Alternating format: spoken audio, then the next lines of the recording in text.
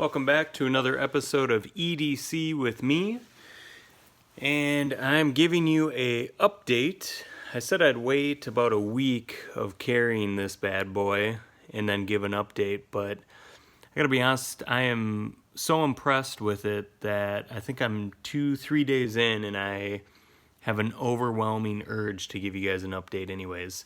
So what is it? This bad boy right here, the Avant Tack. So, like I said, I've carried this a couple days now, and I just kind of want to do a quick overall on the knife itself, just to give folks out there an idea of shape, size, and then what I like about it, and maybe a few things that I think could be done a little bit better for me personally. So let's jump right into it. So first off, I believe this is new to 2020. Actually, I'm certain that it is. The other version, the Avant, is more of a gentleman's carry, came out last year. Just for a size comparison here, I've got the Ruger 2-stage. Overall, the Ruger's massive. This is just slightly smaller overall. Not only in the blade size, you can see they're extremely close though, but in the handle as well. So the Ruger gives you quite a bit more grip here as far as area. That said, this is a massive knife, just under 9 inches, I believe. This guy here, I've got a measurement at the top. It's off camera, so you can't see it, but about 21 and a half. Let's see, is that right? Yeah, 21 and a half millimeters. I'm just realizing my scale here is not in inches. Well, that's not convenient at all. Either way, just to give you an idea of size comparison, this thing's great. Let's start with the blade itself. So the blade on this guy, it's got sort of this belly here with a hollow grind, and then it's got what I would call a K-tip. So what's great about this knife is with the K-tip, it pierces really well. And not only does it pierce, but the spine here, it kind of pushes, when you're piercing something, it pushes it towards the blade. So it just makes for a nice, easy cut. And then the belly on this, it's kind of subtle, but the belly on this, not only is it going to be super easy to sharpen, but it's just a great cutting shape. You know, you're able to drag it through or push it through, no problem. And then again, with this hollow grind, that's really nice.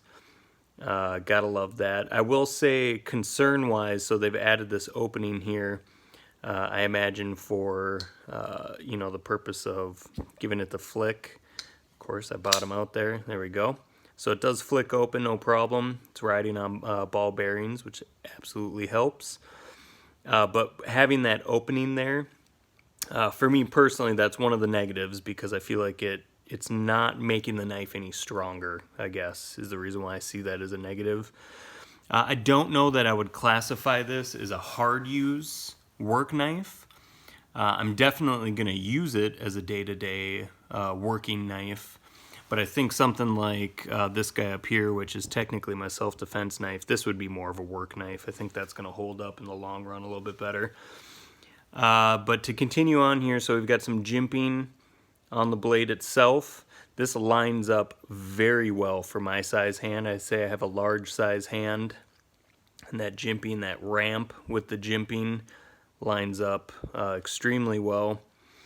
You've got a portion cut out here.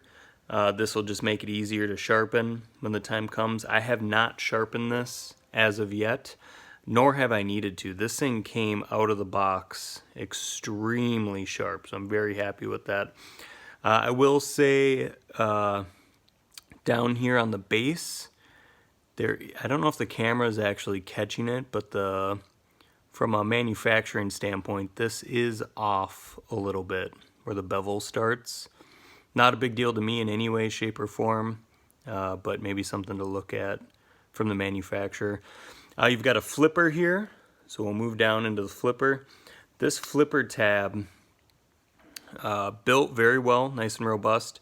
The jimping on this tab is extremely good. It gets grip, very good grip, and then the added bonus here is you get grip on the inside as well, so it's hard to come up and over this. So great there. The edges here are actually pretty sharp on the flipper. So I know these probably get stamped out for the most part, but on the edges here, they are pretty sharp. I may file that down over time if it makes sense. If I get to that point, I'll file that down.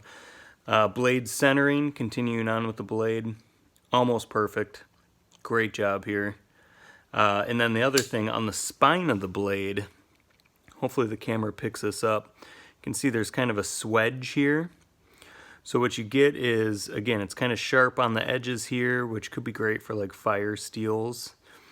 But then what happens here is you'll get a gradual indent here, kind of narrows, and then it comes back out. Catch that there. There you go, it comes back out towards the tip, making the tip a little bit more robust. Great blade shape, super happy. Great cutter. It's been such a great cutter so far. Having the two methods for opening, although I don't love a big hole in the blade, works super easy, flicks open no problem. Ball bearings make the flipper super easy as well. You've got G10 scales here. This is a unique knife because it's got a liner lock, but in all reality, this is actually a frame lock, which I do prefer frame locks.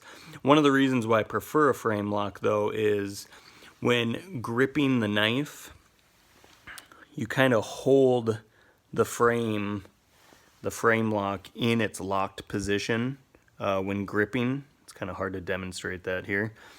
The disadvantage to having scales on the outside here is I no longer interact with that frame lock because my hand stops here on the scale. So the chance of this getting bumped over or moving on its own is a little bit higher than if I were able to just grip around the frame itself. So I don't love that. What I will say though is the flipper tab's oversized enough that I don't see that being an issue in the future. It should still stop because of the purchase I have on the blade. Same with the reverse carry as well. It should still stop. The G10 scale handles are excellent on this knife. They add quite a bit of grip. Very happy about that.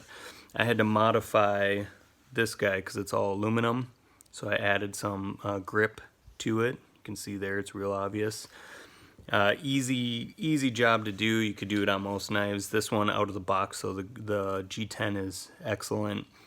They did a really good job contouring it around the edges. It's sort of sharp on the edge, but it doesn't really ever get in the way of your grip.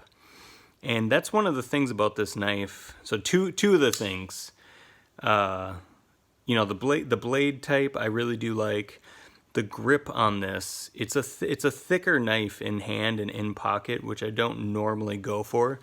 But the grip on this thing, it fits my hand almost perfectly. It's definitely the best fitting knife I have. The only thing that could have done better for me is if this here, with my large size hand, if this was, you know, just a couple millimeters lower, it would fit my hand perfectly. I'm not going to knock them for that. Just a really well designed handle. Again, the blade shape's great. I love the handle. And then the final thing that I'm super impressed with on this knife is this pocket clip. I think this is a standard clip on the Fossil as well, if I'm looking at the pictures correctly. The reason why this clip is so great is in hand. I don't know if you can see here, but you know, it doesn't look like there's a whole lot of room in there. It's plenty of room, but in hand, this gives me no hot spot whatsoever. Other knives, you know, they're more pronounced. I mean, look at that. this gives me much more of a hot spot. It's not bad, but it's much greater than this guy. They did such a great job on this pocket clip. The other thing too, so the way it sits in the pocket, this knife looks like a much smaller knife in pocket than it truly is, because it carries quite deep. And then since, you know, it's kind of angled here to a smaller point, it makes it seem like a smaller knife than it truly is. So, you know, they really knocked it out of the park with this pocket clip. I'm very happy. I'm glad it's stone washed. Stone wash is my favorite look, stone or black washed. The blade being satin like this, I'm not a huge fan of. I know I can change that on my own, and I might. I don't really own any satin blades though, so it might be kind of cool just to have one. So we'll kind of see. But sorry, this video's gotten much longer than it should. If you can't tell, I'm excited about this knife. Great job, great company. 50 bucks at a local store. I support this knife 1000%. If you get a chance to get your hands on one, highly recommend that you do. There'll be more updated videos as I carry it longer. I know it's only been a few days, so it's not really fair to do a video like this, but I can already tell I'm really gonna like this moving forward. That's what I got. Thanks, guys.